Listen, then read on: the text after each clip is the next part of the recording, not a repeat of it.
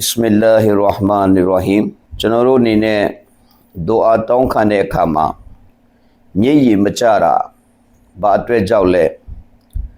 ဒီအကြောင်းလေးတင်ပြမှာဖြစ်တယ်ကျွန်တော်တို့အလ္လာဟ်ရဲ့ရှေ့မှာဒူအာတောင်းခံတဲ့အခါမှာမျက်ရည်မကျခြင်းဟာနှလုံးသားမှာကြောနေလို့ဖြစ်နှလုံးသားမှာကြောနေတာကဘာကြောင့်လဲဆိုရင်ဂုဏတွေများနေလို့ဖြစ်ဂုဏတွေများနေတာကဘာကြောင့်လဲဆိုရင်ကျွန်တော်တို့မော့ကိုမေ့နေလို့ဖြစ်မော့ကိုမေ့နေတာဘာကြောင့်လဲဆိုရင်ကျွန်တော်တို့နှစ်ရှည်စီမံကိန်းကြီးတွေစီမံကိန်းအရှိကြီးတွေထားလို့ဖြစ်နှစ်ရှည်စီမံကိန်း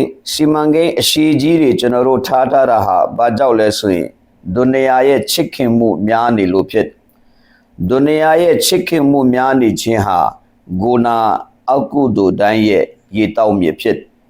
ဒီအတွက်ကြောင့်ကျွန်တော်တို့ဟာအလ္လာဟ်ရဲ့အရှိမကျွန်တော်တို့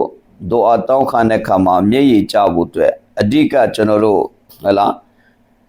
ပြုပြင်ရမယ့်အချက်ကဘာလဲဆိုတော့ဒုနီယာရဲ့အချစ်ကိုကျွန်တော်တို့ရဲ့နှလုံးသားတွေကနေတဖြည်းဖြည်းနဲ့ထွက်သွားအောင်ကြိုးစားကြရမှာဖြစ်